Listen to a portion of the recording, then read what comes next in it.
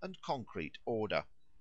The notion of a tree, perhaps of a particular kind of tree, for some savages have no word for tree in general, or even of an individual tree, is sufficiently concrete to supply a basis from which, by a gradual process of generalisation, the wider idea of a spirit of vegetation might be reached. But this general idea of vegetation would readily be confounded with the season in which it manifests itself; hence the substitution of spring, summer, or May for the tree spirit or spirit of vegetation would be easy and natural. Again, the concrete notion of the dying tree or dying vegetation would, by a similar process of generalisation, glide into a notion of death in general; so that the practice of carrying out the dying or dead vegetation in spring, as a preliminary to its revival, would in time widen out into an attempt to banish death in general from the village or district. The view that in these spring ceremonies death meant originally the dying or dead vegetation of winter has the high support of W. Mannhardt, and he confirms it by the analogy of the name Death as applied to the spirit of the ripe corn. Commonly the spirit of the ripe corn is conceived, not as dead, but as old, and hence it goes by the name of the Old Man or the Old Woman. But in some places the last sheaf cut at harvest, which is generally believed to be the seat of the corn spirit, is called the Dead One. Children are warned against entering the cornfields because Death sits in the corn, and in a game played by Saxon children in Transylvania at the maize harvest, Death is represented by a child completely covered with maize leaves. 5. Battle of Summer and Winter. Sometimes in the popular customs of the peasantry the contrast between the dormant powers of vegetation in winter and their awakening vitality in spring takes the form of a dramatic contest between actors who play the parts respectively of winter and summer. Thus in the towns of Sweden on May Day two troops of young men on horseback used to meet as if for mortal combat. One of them was led by a representative of winter, clad in furs, who threw snowballs and ice in order to prolong the cold weather. The other troop was commanded by a representative of summer, covered with fresh leaves and flowers. In the sham fight which followed, the party of summer came off victorious, and the ceremony ended with a feast. Again, in the region of the Middle Rhine, a representative of summer, clad in ivy, combats a representative of winter, clad in straw or moss, and finally gains a victory over him. The vanquished foe is thrown to the ground and stripped of his casing of straw, which is torn to pieces and scattered about, while the youthful comrades of the two champions sing a song to commemorate the defeat of winter by summer. Afterwards they carry about a summer garland or branch, and collect gifts of eggs and bacon from house to house. Sometimes the champion, who acts the part of summer, is dressed in leaves and flowers, and wears a chaplet of flowers on his head. In the Palatinate this mimic conflict takes place on the fourth Sunday in Lent. All over Bavaria the same drama used to be acted on the same day, and it was still kept up in some places down to the middle of the 19th century or later.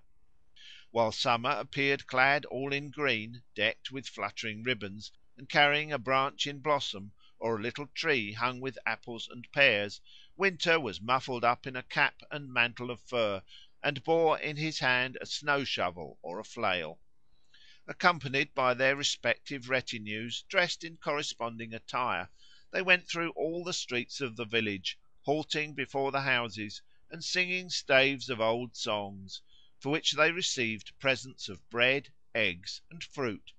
Finally, after a short struggle, Winter was beaten by Summer and ducked in the village well, or driven out of the village with shouts and laughter into the forest.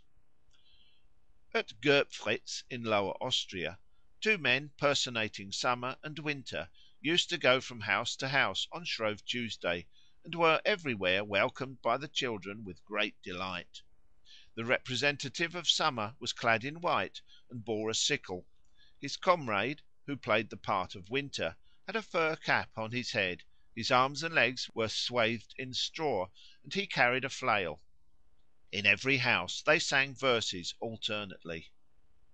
At Drömling in Brunswick, down to the present day, the contest between Summer and Winter is acted every year at Whitsuntide by a troop of boys and a troop of girls. The boys rush singing, shouting, and ringing bells from house to house to drive Winter away. After them come the girls, singing softly and led by a May bride, all in bright dresses and decked with flowers and garlands to represent the genial advent of spring. Formerly the part of Winter was played by a straw man, which the boys carried with them; now it is acted by a real man in disguise.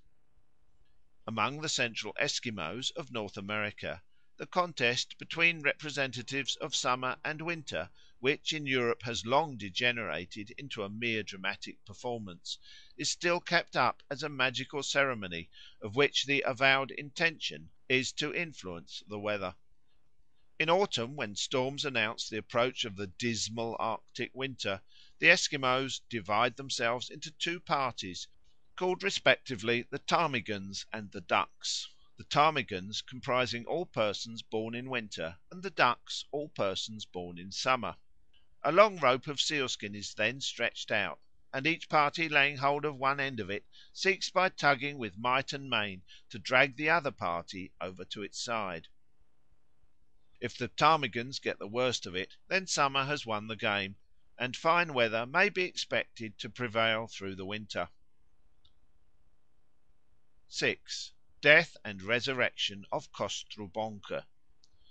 In Russia funeral ceremonies, like those of burying the Carnival and carrying out Death, are celebrated under the names, not of Death or the Carnival, but of certain mythic figures Kostrubonka, Kostroma, Kupala, Lada, and Yarila.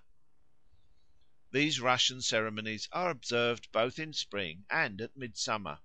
Thus, in Little Russia it used to be the custom at Eastertide to celebrate the funeral of a being called Kostrubonka, the deity of the spring. A circle was formed of singers, who moved slowly around a girl who lay on the ground as if dead, and as they went they sang, "Dead, dead is our Kostrubonka! Dead, dead is our dear one!" until the girl suddenly sprang up, on which the chorus joyfully exclaimed, come to life has our Kostrubonka! Come to life has our dear one!"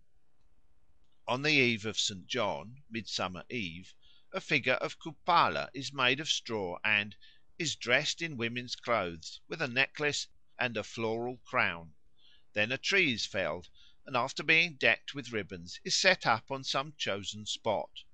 Near this tree, to which they give the name of Marena, winter or death, the straw figure is placed, together with a table, on which stand spirits and viands. Afterwards a bonfire is lit, and the young men and maidens jump over it in couples, carrying the figure with them. On the next day they strip the tree and the figure of their ornaments, and throw them both into a stream. On St. Peter's Day, the 29th of June, or on the following Sunday, the funeral of Kostroma, or of Lada, or of Yarila, is celebrated in Russia. In the governments of Penza and Simbirsk the funeral used to be represented as follows. A bonfire was kindled on the 28th of June, and on the next day the maidens chose one of their number to play the part of Kostroma. Her companions saluted her with deep obeisances, placed her on a board, and carried her to the bank of a stream. There they bathed her in the water, while the oldest girl made a basket of lime tree bark and beat it like a drum. Then they returned to the village and ended the day with processions, games, and dances. In the Murom district Kostroma was represented by a straw figure dressed in women's clothes and flowers. This was laid in a trough and carried with song to the bank of a lake or river. Here the crowd divided into two sides, on which the one attacked and the other defended the figure. At last the assailants gained the day, stripped the figure of its dress and ornaments, tore it in pieces, trod the straw of which it was made under foot, and flung it into the stream. while the defenders of the figure hid their faces